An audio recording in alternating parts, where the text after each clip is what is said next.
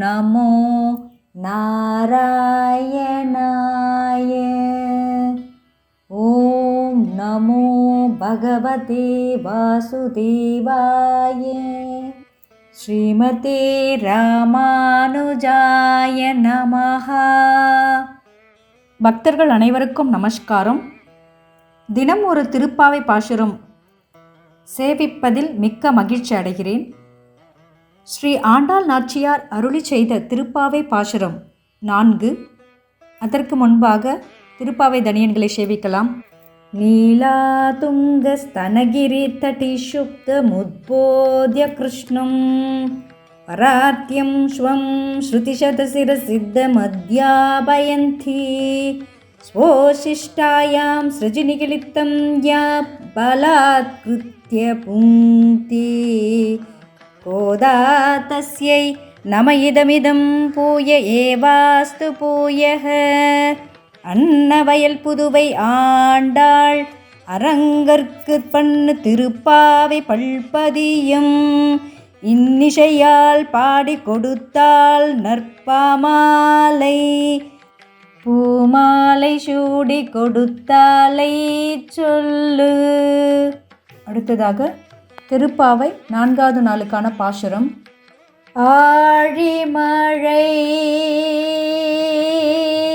கண்ணா ஒன்று நீ கை கரவேல்.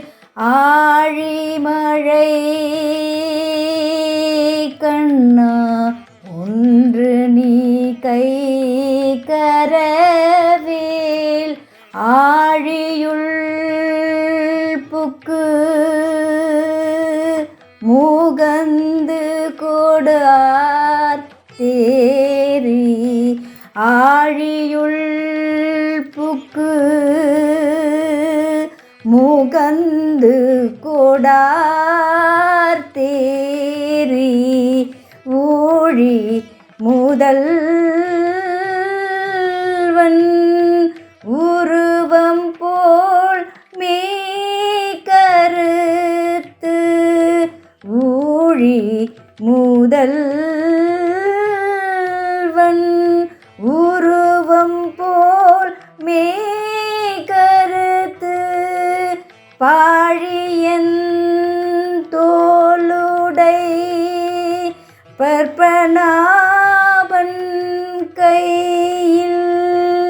பாழியன் தோளுடை பற்பனாபன் கையில்.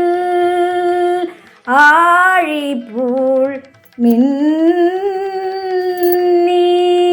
வளம் புரி போல் நின்றதேர்ந்து. ஆழிபோல் மின்னி வளம் புரி போல் நின்றதேர்ந்து. தாழாதே சார்கம் உதைத்த சரமழை போல். தாழாதே சார்கம் உதைத்த சரமழை போல். வாழ உலகினில் பேதிடாய் நாங்களும். வாழ உலகினில் பேதிடாய் நாங்களும். மார்கழி நீராட மகிழ்ந்தேலோர் எம்பாவாய். மார்கழி நீராட மகிழ்ந்தேலோர் எம்பாவாய்.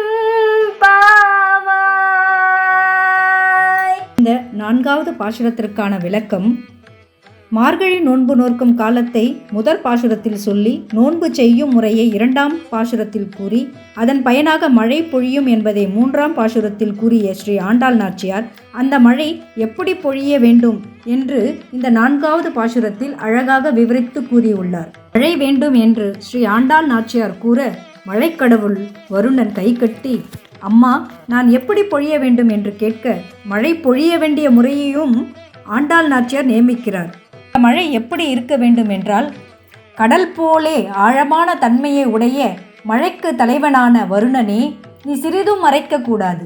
கடலில் புகுந்து அங்குள்ள நீரை எடுத்துக்கொண்டு இடித்துக்கொண்டு வானத்தில் ஏறி காலம் முதலான எல்லா பதார்த்தங்களுக்கும் தலைவனான எம்பெருமானின் திருமேனி போல உடம்பு கருத்து பெருமையும் அழகிய தோள்களையும் உடையவனும் திருநாபி கமலத்தை உடையவனுமான எம்பெருமானின் திருக்கையிலே இருக்கும் திருவாழியை போலே மின்னி மற்றொரு கையில் இருக்கும் திருச்சங்கை போல நிலை நின்று முழங்கி காலதாமதம் செய்யாமல் ஸ்ரீ சார்ங்கம் என்னும் வில்லாலே ஏற்பட்ட அம்பு மழை போல் பொழிவது போல் இவ்வுலகில் உள்ளவர்கள் உஜ்ஜீவிக்கும்படி நோன்பை அனுஷ்டிக்கும் நாங்களும் சந்தோஷத்துடன் இந்த மார்கழியில் நீராடும்படியாக மழையை பெய்வாயாக என்று கூறுகிறாள் ஸ்ரீ ஆண்டாள் நாச்சியார். அடுத்தது சில முக்கியமான சொல்லுக்கான பொருள். ஆழி மழை கண்ணா என்றால், ஆழி என்றால் கடல், மழை பெய்ய காரணமாக இருப்பது கடல்.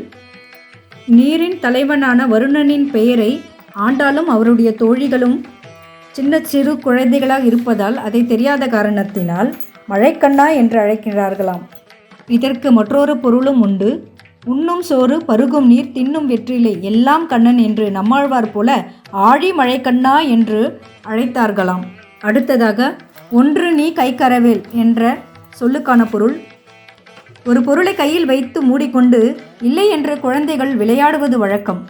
மழையை கொஞ்சமும் மீதி வைத்து கொள்ளாதே, முழுவதையும் பெய்துவிடு என்று சொல்வதாக பொருள். ஆழியுள் புக்கு முகந்து கொடு ஆர்த்தேரி என்ற வார்த்தைக்கான பொருள் மழை பொழியும் விதத்தை கூறுகிறது இந்த பாசுரம். இந்த வார்த்தைகள் நீர்நிலையில் உள்ள தண்ணீர் மேலே செல்கிறது, வேகமாக மாறி குளிர்ந்து மீண்டும் மழையை பொழிகிறது என்று சிறு குழந்தை கூட படிக்கிறார்கள். சாதாரண குளம் குட்டைகளிலிருந்து தண்ணீரை முகந்து செல்லக்கூடாது. பெரிய கடலின் நடுபாகத்தில் உள்ளே முகந்து எடுக்க வேண்டும். இடியுடன் முழக்கமிட்டு கொண்டு மேலே வேகமாக செல்ல வேண்டும் என்று ஆண்டாள் குறிப்பிடுகின்றார். அடுத்ததாக ஊழி முதல்வன் உருவம் போல் மெய்கருத்து என்ற வார்த்தைக்கான பொருள் வெள்ளை மேகம் மழை பொழியாது, நீருண்ட மேகம் கருத்து காணப்படும். இந்த நிறம் திருமாலின் மேக வண்ணத்தை நினைவுபடுத்துகிறது. ஊழி முதல்வனாகிய ஒருவன் உலகை படைக்கும் பொழுது அவன் உடல் பருத்து கருத்து காணப்படுகிறது. கருத்த மேகத்தில் இந்த காட்சியை காண்கிறாளாம் ஸ்ரீ ஆண்டாள் நாச்சியார். அடுத்ததாக பாழியாம் தோல் என்ற சொல்லுக்கான பொருள் இறைவனுடைய தோள்கள் விஷாலமானவை, உலகம் முழுவதும் வந்து தங்கினாலும் இடம் தருபவை. அவன் தோளாற்றலை நம்பிதான் உலகம் வாழ்கிறது. எனவேதான் பரந்த அழகிய தோள்களை உடையவர் என்று கூறுகிறார். கையில் ஆழி போல் மின்னி வலம்புரி போல் நின்ற தீர்ந்து என்ற வார்த்தைக்கான பொருள் திருமாலின் வலது கையில் உள்ள சுதர்சனம் என்ற திருவாழி, அந்த சக்கரம் கோடி சூரியர்களின் ஒளியை உடையது. அதே போன்று கண்ணை பறிக்கும் மின்னல் தோன்ற வேண்டும். அவனது இடக்கரத்தில் உள்ள சங்கம் போல் ஒரே சீராக சப்திக்க வேண்டும். ஆம், பாண்டவ கௌரவ யுத்தத்தின் பொழுது அவனது சங்கத்துவனி சங்கநாதம் கேட்டு பகைவரான துரியோதனர் இதயமெல்லாம் கலங்கியது. அப்படி சப்திக்காமல் ஒரே சீராக ஒலி செய்ய வேண்டும். ஆண்டாளுக்கு எம்பெருமானுடைய சங்கிடத்தில் மிகுந்த ஈடுபாடு. இறைவன் திருவாயில் வைத்து ஊதுகிறான். ஆதலால் அதன் மீது பொறாமை கூட உண்டு ஆண்டாளுக்கு. அந்த பொறாமை, அதாவது அந்த பக்தியானது நாச்சியார் திருமொழியில் கற்பூரம் நாருமோ என தொடங்கும் 10 பாசுரங்களாக நமக்கு கொடுத்துள்ளாள். அடுத்ததாக தாழாதே சார்ங்கம் உதைத்த சரமழை போல் என்ற வார்த்தைக்கான பொருள் மின்னலுடன் இடியுடன் மழை சோனாமாரியாக சோவென்று கொட்ட வேண்டும். கொஞ்சம் கூட குறைவில்லாமல் கொட்ட வேண்டும். எப்படி தெரியுமா? திருமால் கையில் ஷார்ங்கம் என்ற வில் இருக்கிறது.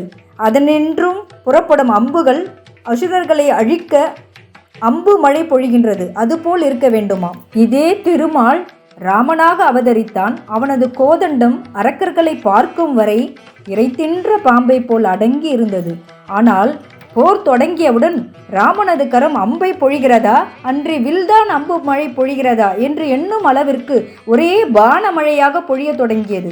அதுபோன்று மழை பொழிய வேண்டும் என்று ஆண்டாள் நாச்சியார் குறிப்பிடுகின்றார். அடுத்ததாக வாழ உலகினில் பெய்திடாய் என்ற வார்த்தைக்கான பொருள் மழை வெள்ளம் பெருக்கெடுத்து உலகை அழிப்பதுண்டு. அப்படியின்றி உலகம் வாழும்படி மழை பெய்ய வேண்டும் என்று குறிப்பிடுகின்றாள். அடுத்ததாக நாங்களும் மார்கழி நீராட மகிழ்ந்து என்ற வார்த்தைக்கான பொருள் நாடெங்கும் வாழ கேடொன்றும் இல்லை. எங்கும் மழை பொழிந்து நீர் நிரம்பி வழிகையில் நாங்கள் நீராடவும் நீர்நிலைகளில் தண்ணீர் நிரம்பி வழியும். மகிழ்ச்சியுடன் நாங்கள் நோன்பை தொடங்குவோம். அதனாலேயே மார்கழி நீராடி என்கிறார்கள். மழையை பாடும் பொழுது இறைவனின் நினைவே வருவதும் பகவானின் திருக்கரங்களில் உள்ள ஆயுதங்களே உவமைகளாக அமைவதும் இந்த பாசுரத்திற்கான தனி சிறப்பு. எம்பெருமான் நினைவால் ஆட்கொள்ளப்பட்டால் ஸ்ரீ ஆண்டாள் நாச்சியார். அதனாலேயே மழை வடிவிலையும் மாதவனையே காண்கிறாளாம். இதற்கு இன்னொரு உதாரணமாக மழைக்கடவுளான வருணனின் உள்ளின்று இயக்குபவன் அந்தர்யாமியாக திருமால் ஆதலால் இந்த பாசுரமும் 4ஆம் நிலையான அந்தர்யாமி என்று மறைந்திருக்கும் நிலையை குறிப்பிடுகின்றது. இதுவே இந்த பாசுரத்திற்கான விளக்கமாகும். உங்களுக்காக இந்த பதிவை வழங்கியவர் அடியேன் அனிதா கிருஷ்ணன், ஸ்ரீ கிருஷ்ணா வேதக்கல்வி நிறுவனம், காட்பாடி, வெள்ளூர். ஸ்ரீ ஆண்டாள் திருவடிகளே சரணம். நமஸ்காரம். சர்வம் கிருஷ்ணார்ப்பணம்.